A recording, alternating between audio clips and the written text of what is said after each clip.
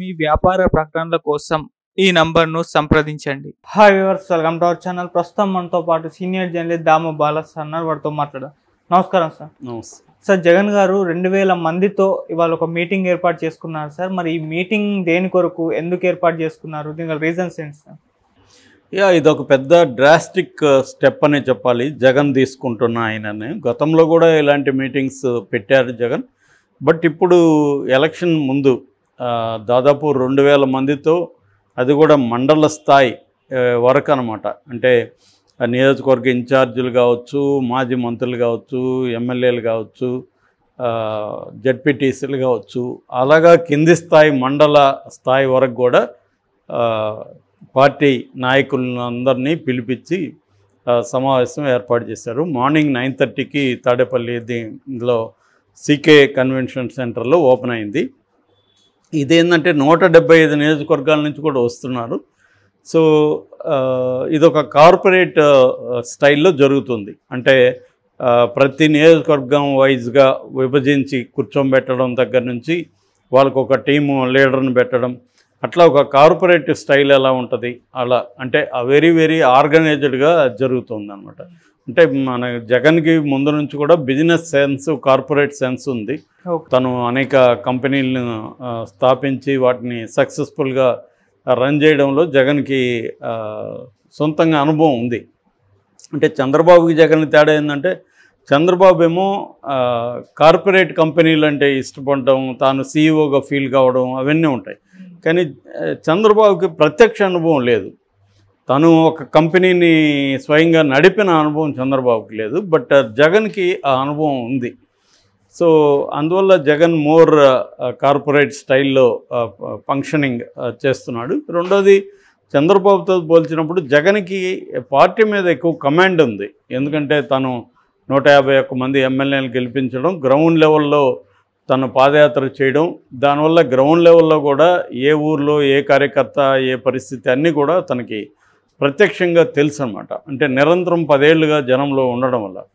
అయితే జగన్ మీద ఒక ఆరోపణ తెలుగుదేశం వాళ్ళు కానీ పవన్ కళ్యాణ్ చేస్తున్నది అంటే, జగన్ జనాలకు దూరమయ్యాడు అనేది చేస్తున్నారు. అది కొంతవరకు వాస్తవం కూడా. కాకపోతే జగన్ ఏంటంటే, తాను జనాలకి దగ్గర అవ్వడం అంటే అర్థం జగన్ జనాలకి మేలు చేయడం ద్వారా, జనాలకి మంచి పరిపాలన అందివ్వడం ద్వారా, జనాలకి లబ్ధి చేకూర్చడం ద్వారానే జనాలకి దగ్గర అవ్వడం తప్ప జనాల్లో తిరగడం వల్ల కాదు. జనాల్లో తిరుగుతుంటే ఈ పనులన్నీ ఎవరు చేయాలి అనేది అతను అనుకున్నాడు. సో రాజకీయాలు పరిపాలన వేరు.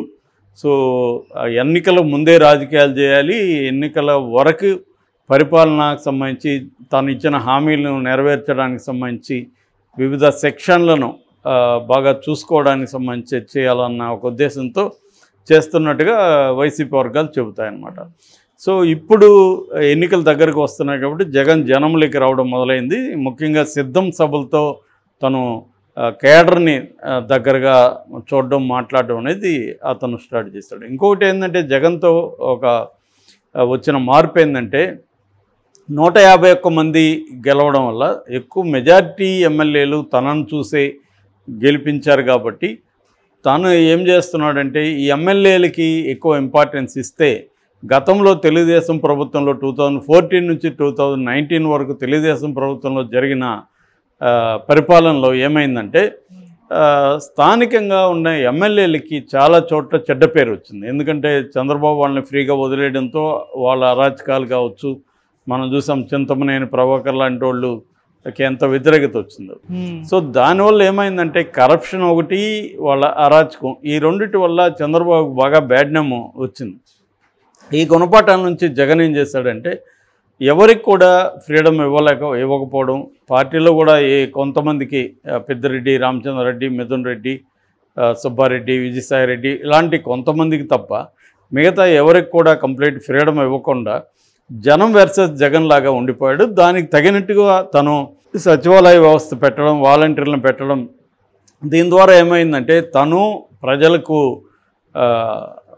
మధ్య, తనకి ప్రజలకు మధ్య పార్టీ క్యాడర్ ఇంకెవరూ లేకుండా, పార్టీ స్థానిక నాయకులు ఎవరూ లేకుండా చూసుకున్నాడు. తన పథకాలన్నింటినీ, తనకు సంబంధించిన స్కీములన్నింటినీ కూడా చేరవేయడంలో ఒకటి డైరెక్ట్గా డబ్బులు డీబీటీ అంటాం కదా, direct beneficiaries, direct transfer to beneficiary. రెండవది ఏంటంటే ఈ వాలంటీర్ల ద్వారా పెన్షన్ లాంటివి తీసుకెళ్ళి ఇవ్వడం. అందువల్ల ఏమైందంటే జనం వర్సెస్ జగన్గా అయిపోయారు. దీనివల్ల ఒక నష్టం ఏం జరిగిందంటే వైసీపీకి గతంలో స్థానికంగా అనేక మంది నాయకులు పార్టీ తరపున ప్రజల్ని, ఓటర్స్ని ఆర్గనైజ్ చేసి ఒక్కొక్కరు వాళ్ళ కొంత డబ్బులు కూడా ఖర్చు పెట్టుకొని ఒక్కొక్కరు 50,000 మందిని, 1,00,000 మందిని వేలాది సంఖ్యలో తీసుకెళ్ళి ఓట్లు వేయించిన వాళ్ళు చాలామంది ఉన్నారు. 100 దగ్గర నుంచి 50,000 వరకు, 1,00,000 వరకు కూడా ఆర్గనైజ్ చేసిన నాయకులు ఉన్నారు. సో ఇప్పుడు వాళ్ళందరికీ జగన్ పట్టించుకోవడం మానేశాడు. ఎప్పుడైతే వాలంటీర్లు వచ్చారో స్థానిక నాయకుల పెత్తనం అనేది పోయింది, సర్పంచుల పెత్తనం పోయింది, స్థానిక వైసీపీ నాయకుల పెత్తనం అనేది పోయింది. దానివల్ల వాళ్ళందరూ కూడా వైసీపీ మీద ప్రేమ ఉన్నా కూడా వాళ్ళు కొంతగా నిరాసక్తంగా ఉండిపోయారు. ఇంకొకటి ఏంటంటే వైసీపీలో ఉంటున్న తన వర్గం, ముఖ్యంగా రెడ్లు లోకల్గా చిన్న చిన్న కాంట్రాక్ట్లు చేసుకున్నారు కానీ వాళ్ళకి ఎవరికి డబ్బులు పేమెంట్లు రాలేదు. అందువల్ల వాళ్ళందరూ కూడా జగన్ పట్ల వ్యతిరేకత లేకపోయినా అనాసక్తత ఉంది. అంటే నా వరకు ఓటేస్తాను, నాకు మిగతా వాళ్ళు వేస్తారో లేదు నాకు అనవసరం, నేను ఎవరిని ఆర్గనైజ్ చేయను, నాకేం పట్టింది అన్న పద్ధతిలో మారిపోయారు. సో ఇప్పుడు జగన్ అది గుర్తించి అలాంటి వాళ్ళందరినీ దగ్గరకు తీసుకొని నేను ఎందుకు ఇలా చేశానని వాళ్ళకి ఎక్స్ప్లెనేషన్ ఇచ్చి నేను మిమ్మల్ని చూసుకుంటాను అని వాళ్ళకి భరోసా ఇచ్చి వాళ్ళ సమస్యలు ఏమైనా ఉంటే తీర్చి వాళ్ళకి డబ్బులు రావాల్సి ఉంటే దాన్ని క్లియర్ చేసి ఇవన్నీ ఇప్పుడు చేయడానికి కోసమే ఇలాంటిది చేస్తున్నాడు. ఎందుకంటే అసంతృప్తుల్ని క్లీన్ చేయడం అనేది ప్రధాన కార్యక్రమం. సో అది ఇప్పుడు చేస్తున్నాడు. నేను ఈ ఫస్ట్ ఇవన్నీ చేయకపోతే నేను స్థిరంగా జనంలో నిలబడలేను, నిలబడకపోతే సెకండ్ టర్మ్ రాము, నేను రాకపోతే మీకు కూడా నష్టమే కదా, అందుకని నేను ఇవన్నీ చేశాను, సెకండ్ టర్మ్ వచ్చినాక మీకు చాలా విషయాల్లో నేను ఫ్రీగా వదులుతాను అనేది అతను హామీ ఇస్తున్నట్టుగా తెలుస్తుంది.